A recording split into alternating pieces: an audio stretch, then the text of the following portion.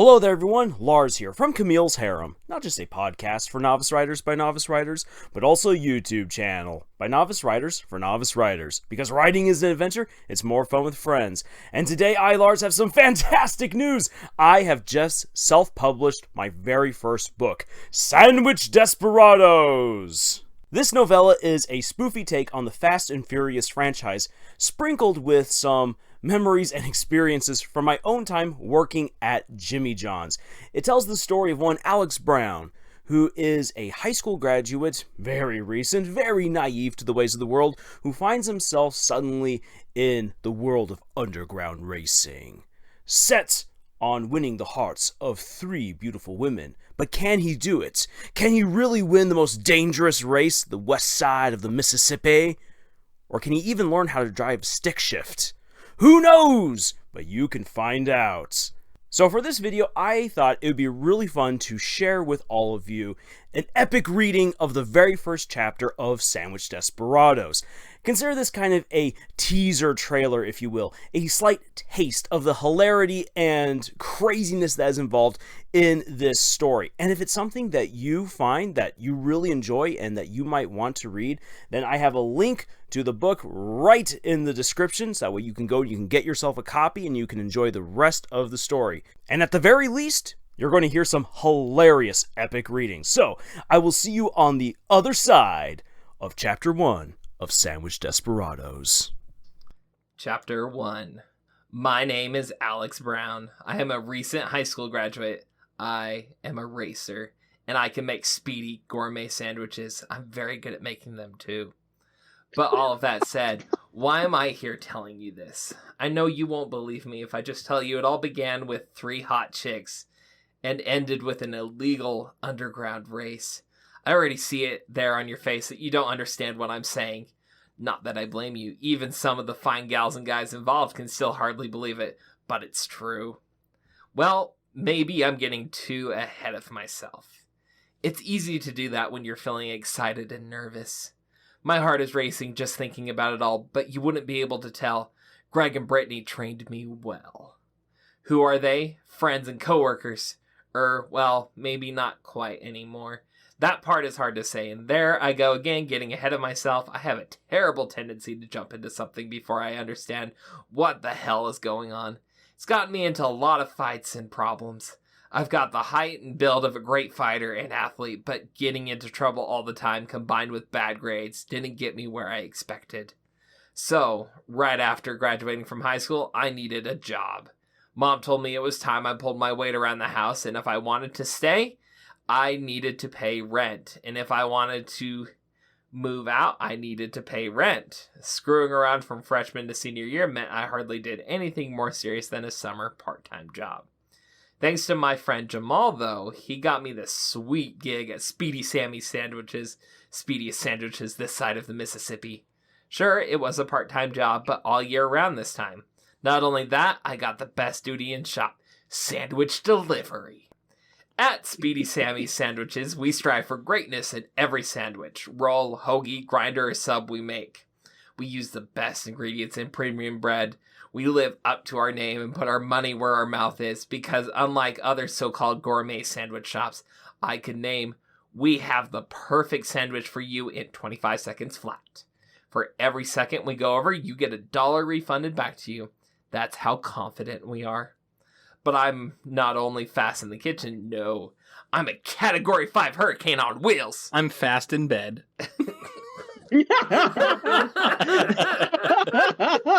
Not a brag, my dude.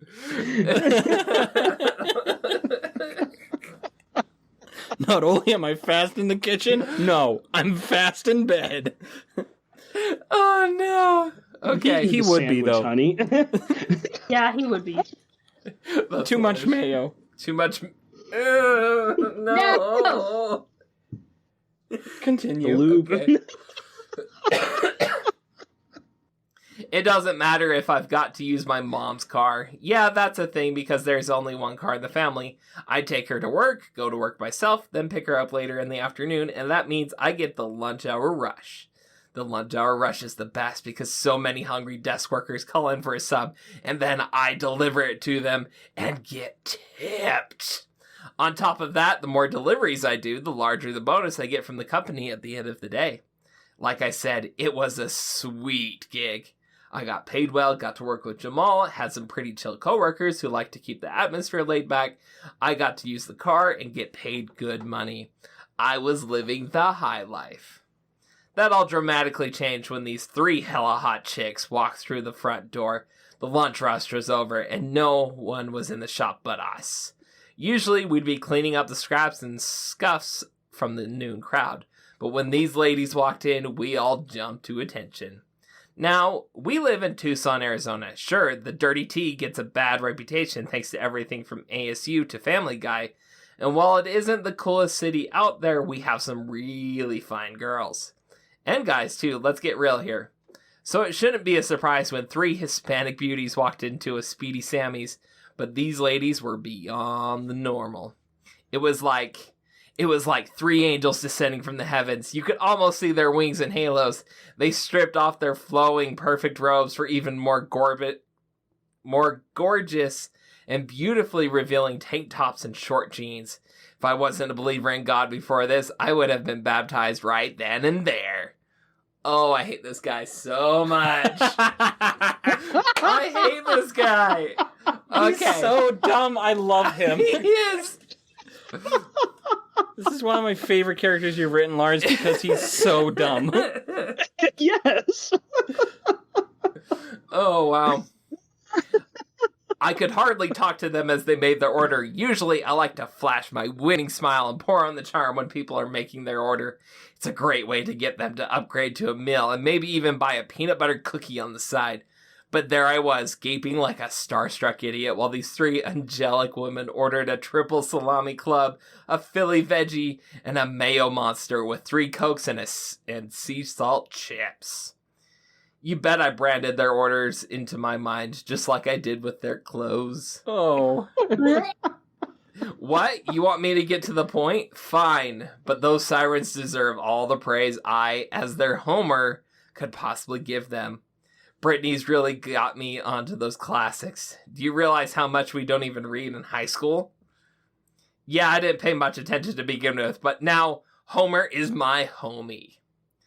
Okay, so these 3 girls came for their sandwiches. God bless and save Craig and Brittany for keeping their heads when they showed up.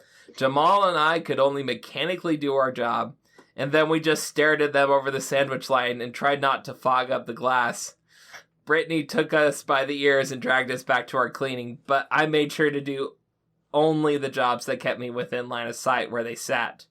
Jamal then whispered to me, Dude, we gotta say something. We can't just let this slice of heaven pass us by. My tongue felt swollen. It wasn't the only thing, I can tell you that. It was just so hard to speak. Thank you, Lars. Lars. It was just I so... regret my comment. You regret the comment because he actually added that? I just love the letter. I saw that comment or in the, there, and I had to put it in. I love the little Lenny face there on the side. That's not the only thing that's swollen, I'm sure.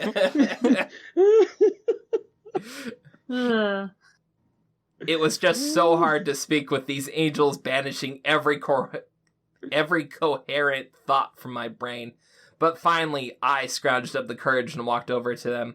I asked, "Are you enjoying the sandwiches?" They didn't immediately respond. Instead, they looked me up and down to see if I was committing blasphemy by speaking to them. 2 returned to their meals, and the 3rd graced me with her gorgeous voice. Yes, they're good! They're good. Oh, no.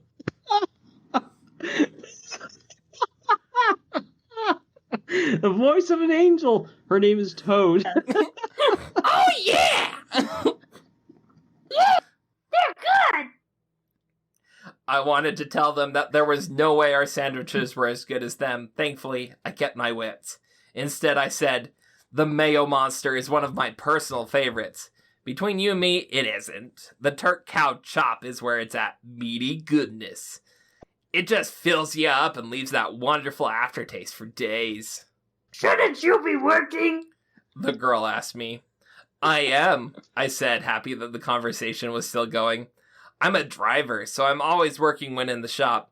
That phone could ring at any moment and I have to be out the door in 26 seconds. Is that a little slow?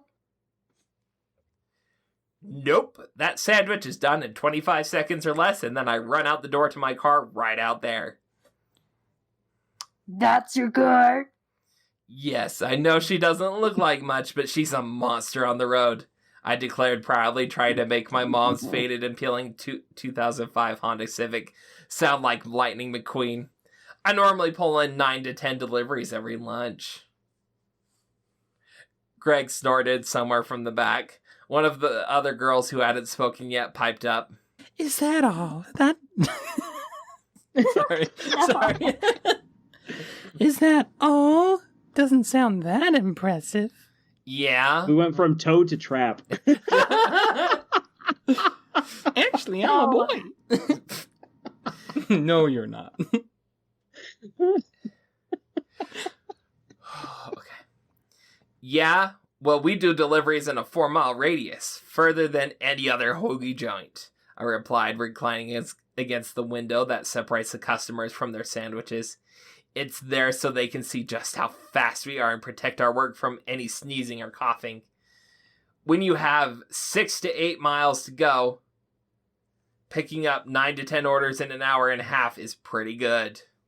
What you're saying is that you're fast. The third girl said. In all the right ways, I said, mustering the smolder and the charm. We've already established the fact that he is not indeed fast. Or that he is indeed, that he is indeed fast in all the wrong ways, too.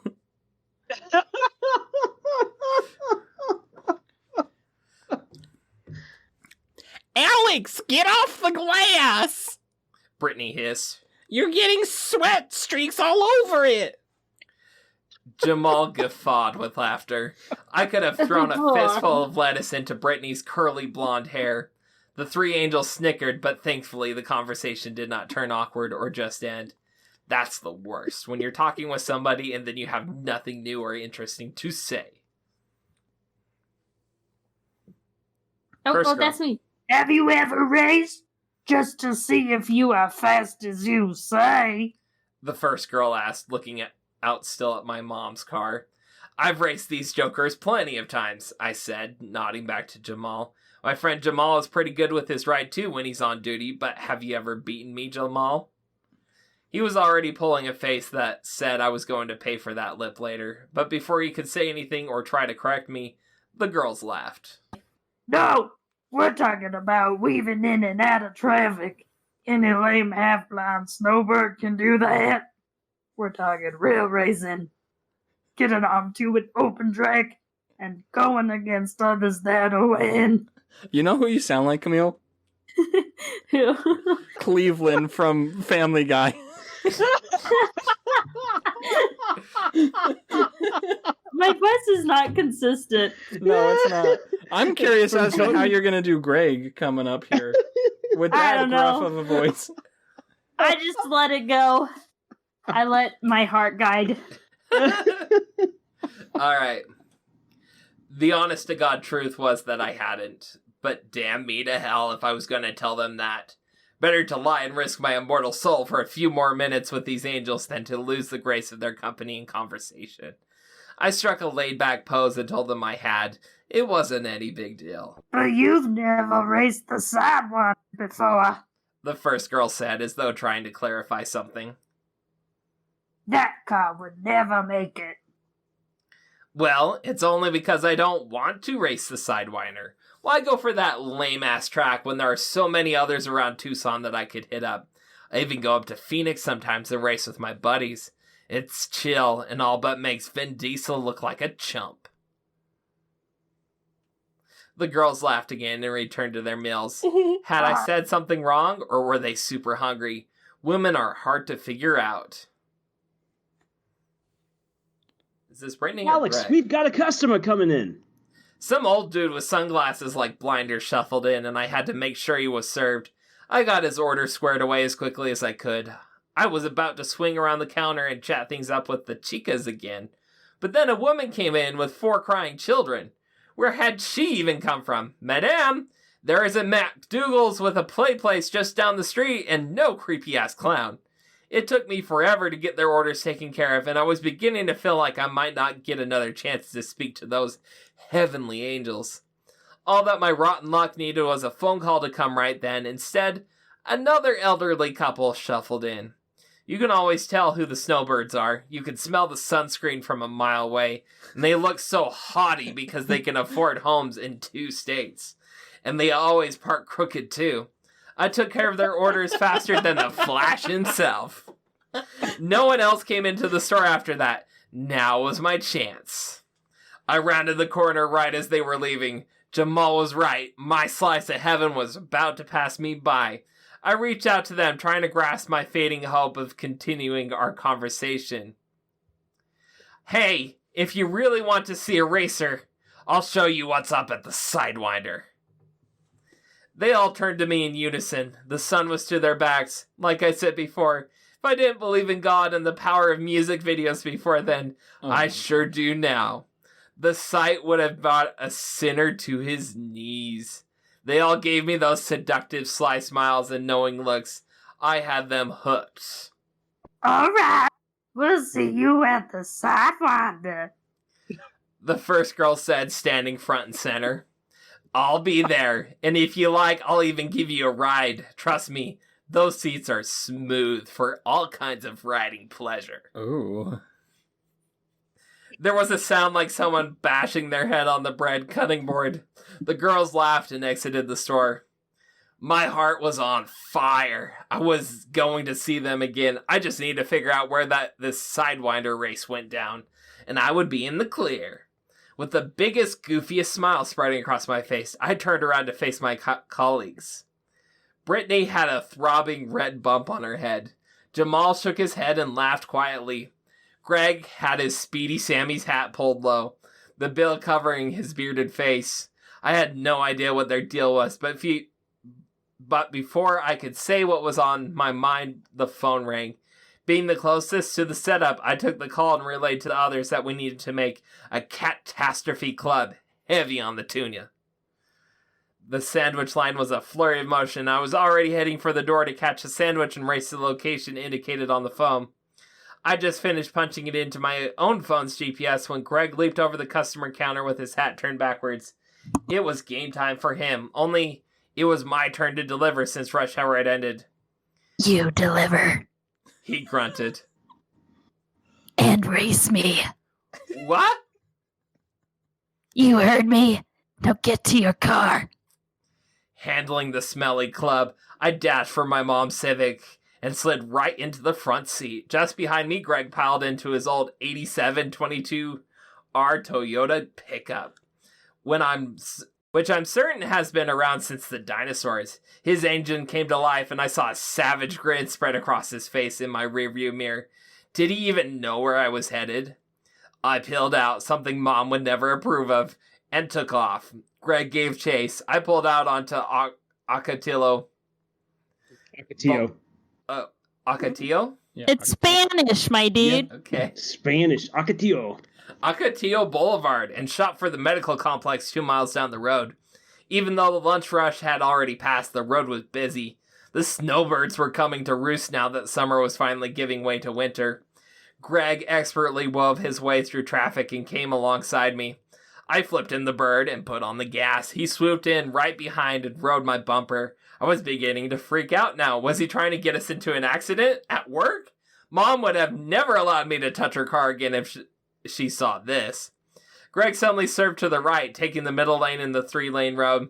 His truck fell behind for a moment and then roared to life. The pickup zipped past by my sedan, shuddered, and then went even faster than before. I was so fixated on Greg's driving that I nearly missed my turn.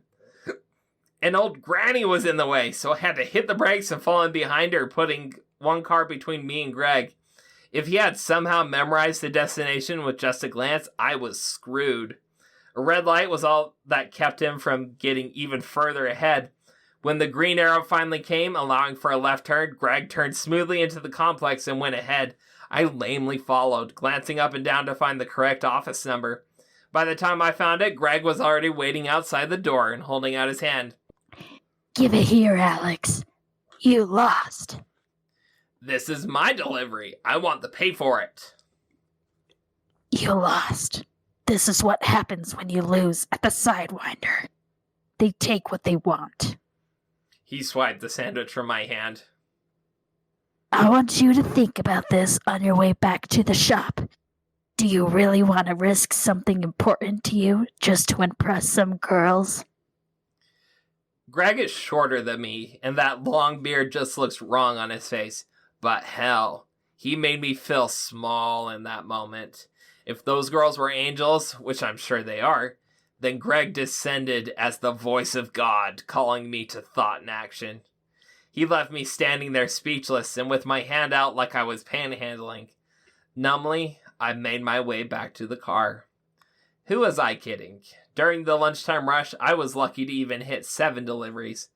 Greg and some of the other guys, Josh and Alfonso, were super good at what they did and got the most deliveries. I was too scared to wreck my family's one means of transportation, so I always drove slower than the others.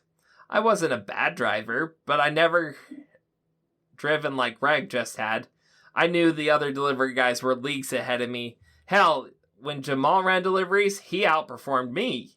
What chance would I ever have in some big race I'd never heard about? But on the other hand, Jamal was right that I shouldn't let this slice of heaven pass me by, and what kind of man doesn't keep his word? Those beautiful girls were expecting me to be there at the race. Perhaps if I used Jamal's car, we could win it and split the girls. Just because I hadn't beaten Greg in lunchtime deliveries didn't mean I couldn't beat some losers in a quarter-mile race. It was an opportunity I could not pass up. When Greg returned to the shop not too long after me, I gave him a confident smile and said, Greg, all I need is knowing where the Sidewinder is, and I'll be there. I'm not going to miss my chance. 3 angels walked through our humble doors, and I'm not letting this slice of heaven fall into someone else's hands. Brittany groaned audibly. Jamal clapped me hard on the back. Greg looked up at me and grinned through his beard. All right, Alex. You have 2 months. I have 2 months to whip you into shape, get you a car, and train you for the wildest ride of your life. Wait, you said 2 months, not where? We're already there. Greg said, laughing. His eyes were alight. I wish I had understood then why that was. Alex, the Sidewinder is all of Tucson. The Tucson Sidewinder. Holy crap. I lose my breath. Let me start that sentence over again. Alex, the Sidewinder is all of Tucson. The Tucson Sidewinder is no longer the name of our local AAA. Is it AAA? AAA. Oh, good damn it. Okay, let me backtrack. The Tucson Sidewinder is no longer the name of our local AAA baseball team, but the name of one of the largest and most illegal races in the Southwest. That's when it hit. Oh, Mom's gonna kill me. And Finn. Finite. Chapter 1. Yeah. Thank you, Lars, for writing such an... Is incorrigible the right word to use here? He's pretty incorrigible, yeah. Yeah. Yeah. Such an incorrigible character. I love it. I love him. I also hate him. Yes. Yeah. He's got the same kind of obnoxious energy that Kazuma from Konosuba exudes, and I love that.